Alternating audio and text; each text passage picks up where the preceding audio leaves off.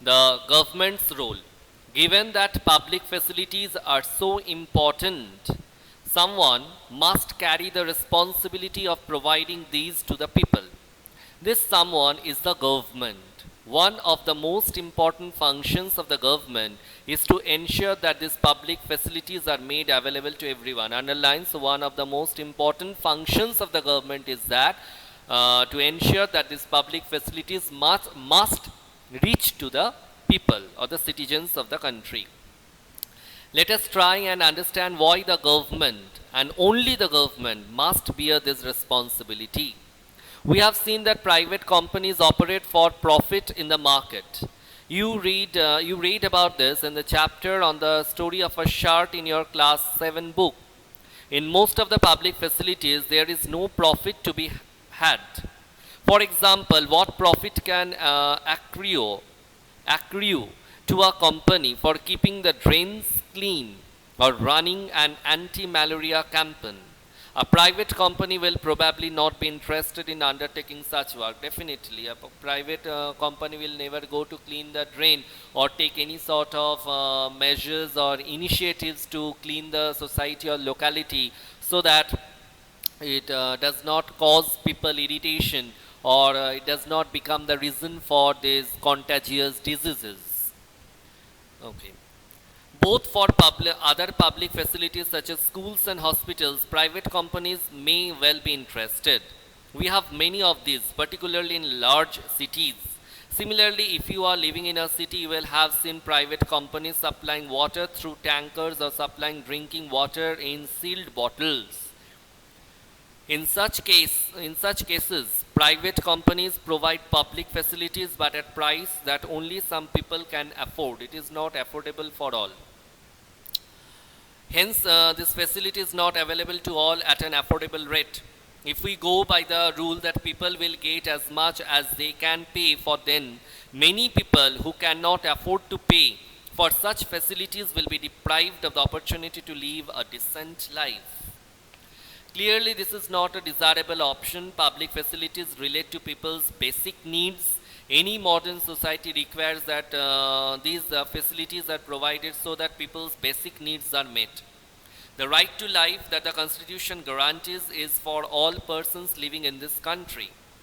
The responsibility to provide public facilities, therefore, must be that of the government. So, children, still now we have not seen anything to explain. We have to read and know.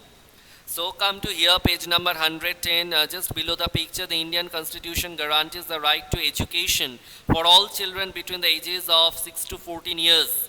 Equity in the schooling facilities available to all children is an important aspect of this right. Underline this one. Can't see you, sir. Who is this one? Oinangshu. Other than Oinangshu, rest can see me. Other than Oinangshu, rest can see me. Kindly just response to the message.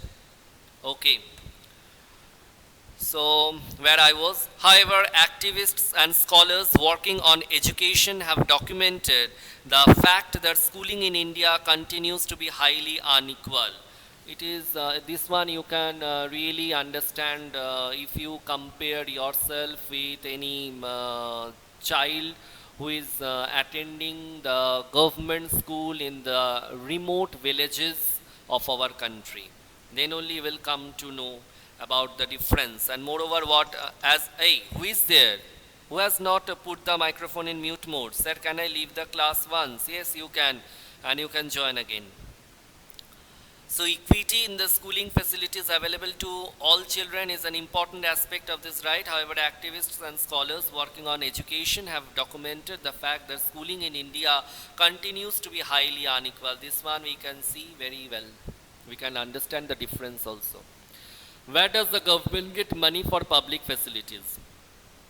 Every year, you must have heard the government budget being presented in the parliament. Just few days ago only it took place. This is an account of the expenses the government has made on its programs in the past year and how much it plans to spend in the coming year. The government needs to clarify everything in front of all. in front of these supporters and whoever are there to protest against the government, to everybody, that means to the citizens of India, the government needs to clarify that what sort of expenses were there and what are the new projects, just to either to make some sort of profit for the people living in the country, or for some sort of loss, that means the prices will go high. Okay. In the budget, the government also announces the various ways in which it plans to meet these expenses. The main source of revenue, underlined, the main source of revenue for the government is the taxes collected from the people, and the government is empowered to collect these taxes and use them for such programs. Okay, for everything we need to pay tax, remember, even for our this education purpose also we need to pay tax.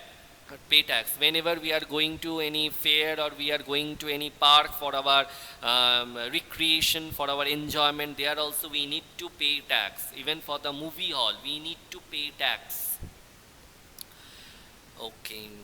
Now, for instance, to supply water, the government has to incur costs in pumping water, carrying it over long distances, laying down pipes for distribution, treating the water for impurities, and finally collecting and treating wastewater.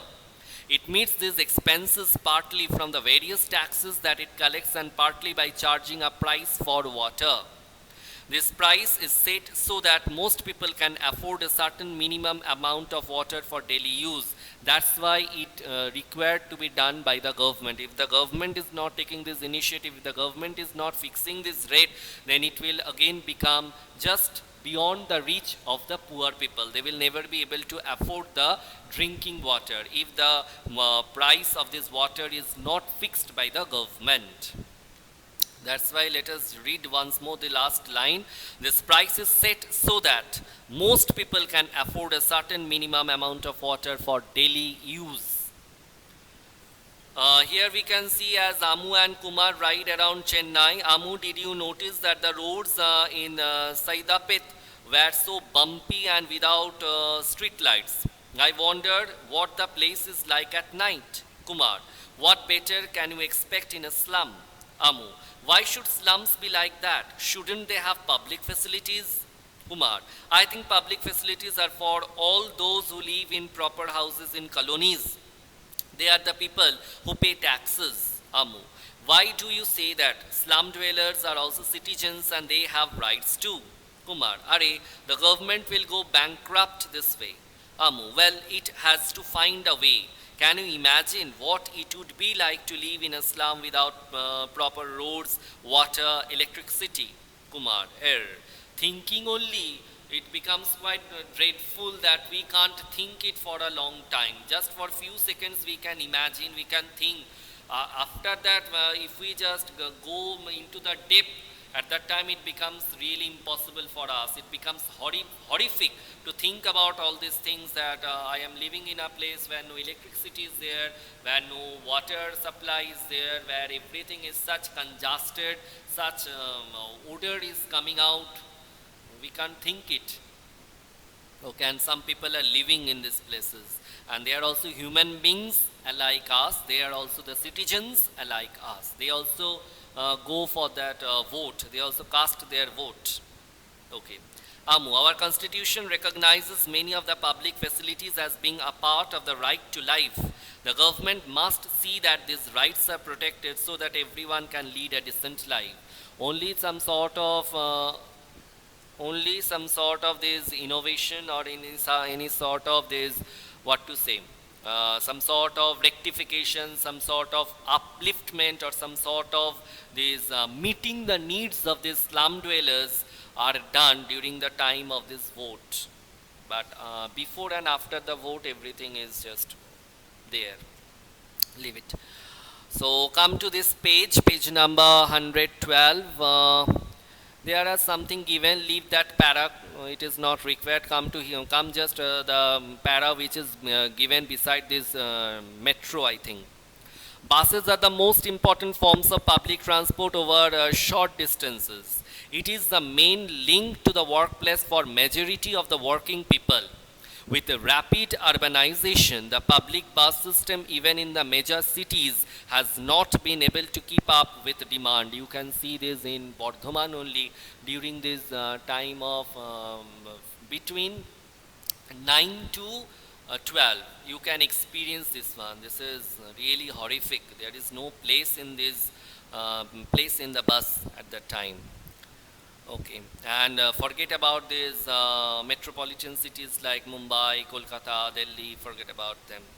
It is such horrific. As an alternative, the government has planned ambitious metro rail projects for Delhi and other metropolitan cities. Rupees 11,000 crore was spent from the government budget for the construction of the first segment of the metro rail in Delhi. Using the latest technology, people have pointed out that this massive expenditure could have been avoided if only a fraction of this amount was spent on upgrading the public bus system. So government has tried to search out some different ways which can be some sort of luxury event, and people are saying that it could be done if the public bus system could have been upgraded. Okay, what do you think could be the solution for other regions of India? No solution is there. Water supply to Chennai, is it available to all? While there is no doubt that public facilities should be made available to all, in reality we see that there is great shortage of such facilities. In the rest of this chapter, we will read about the provision of water, which, as we have seen, is a public facility of great importance. Water supply in Chennai, as we saw at the beginning of the chapter, is marked by shortages. Municipal supply meets only about half the needs of the people of the city on an average. There are areas which get water more regularly than others. Those areas that are close to the shortage points get more water, whereas colonies farther away receive less water. The burden of shortfalls in water supply falls mostly on the poor.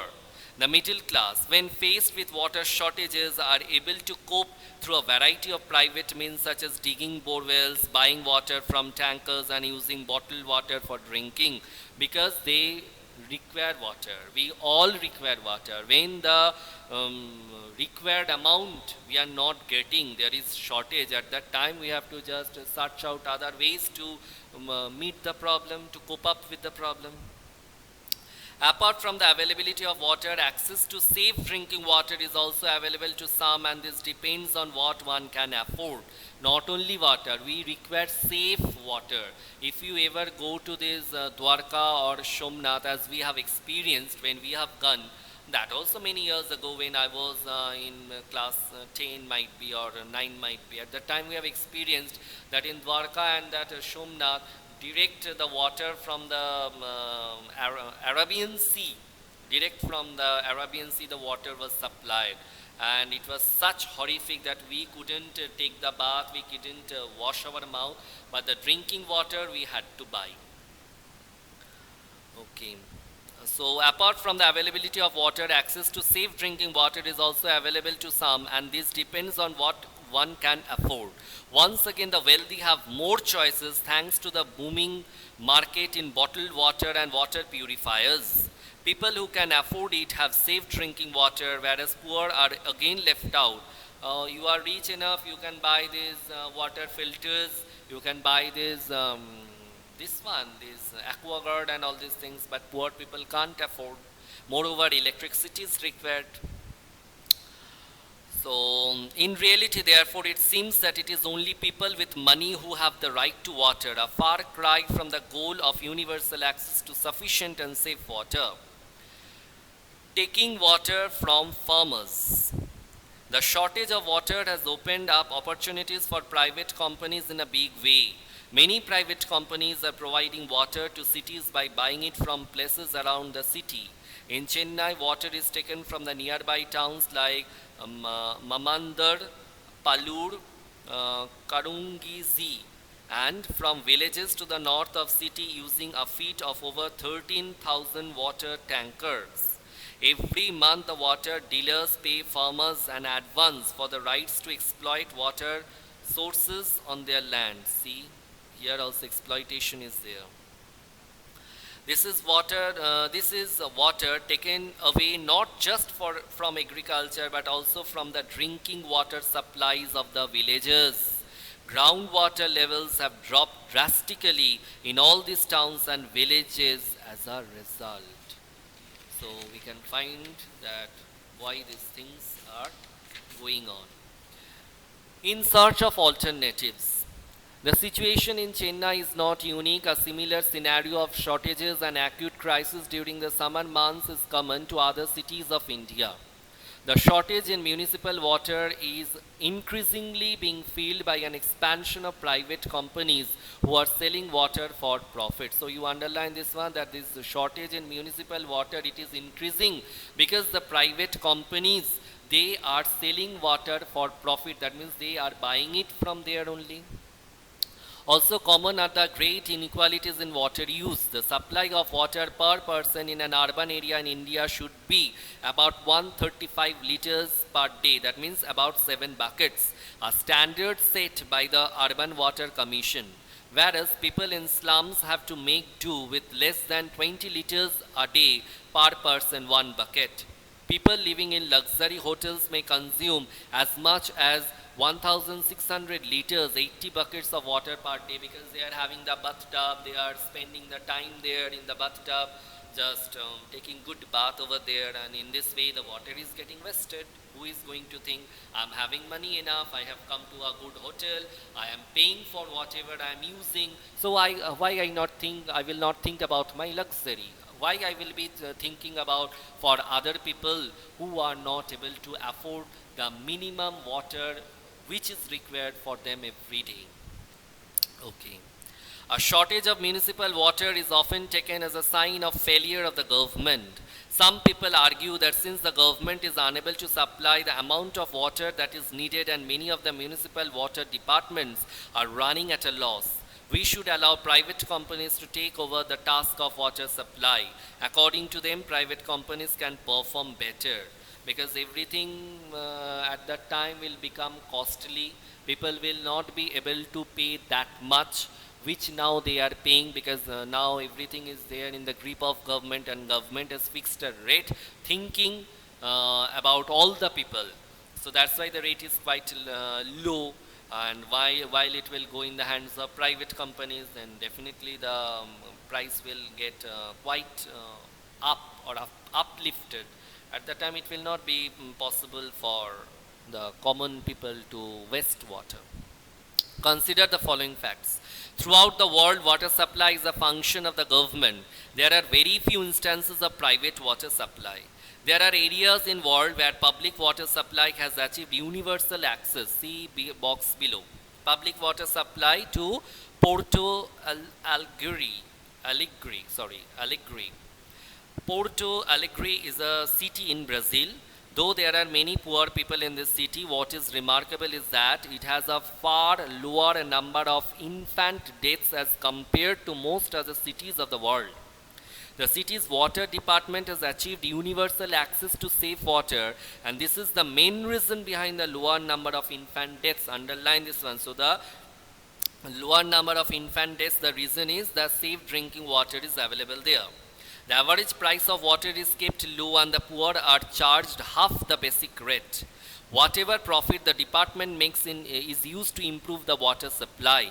The working of the water department is transparent, and people can have a direct say in deciding which projects the department should take up.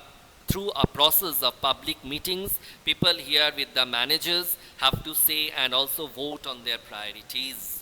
So everything is such transparent. No, in India we cannot see all these things. In a few cases where the responsibility for water supply was handed over to private companies, there was a steep rise in the price of water, as I said, making it unaffordable for many. Cities saw huge protests and riots breaking out in places like Bolivia, forcing the government to take back the service from private hands. Within India, there are cases of success in government water departments. Though these are few in number and limited to certain areas of their work. The water supply department in Mumbai raises enough money through water charges to cover its expenses on supply water. In Hyderabad, a recent report shows that the department has increased coverage and improved performance in revenue collection. In Chennai, the department has taken several initiatives for harvesting rainwater to increase the level of groundwater. It has also used the services of private companies for transporting and distributing water, but the government water supply departments decides the rate for water tankers and gives them permission to operate. Hence, they are called on contract. On contract. So we can come to this part. There's what is written over here. Mumbai's suburban railway is well functioning public transport system. It is the densest route in the world, attending to 65 lakh passengers daily. Extending over a distance of 300 kilometers, these local trains allow people living far away from Mumbai to find work in the city. Note that the high cost of housing in cities makes it impossible for an average worker to live in the city. So children, give a tick mark up to this part only, and in another live class or might be in offline video, I will try to complete this chapter. Kindly just regularly check your e-portal and keep yourself updated. Regularly check the e-portal and keep yourself, as I have said, updated. Because many a times it is, as the time is quite less and only once in a week I'm getting classes, so that's why I have to prepare these offline videos and I have to upload it in the e-portal. So kindly check it from there. Now if you are having any query, doubt, problem, anything, you can ask me. Okay.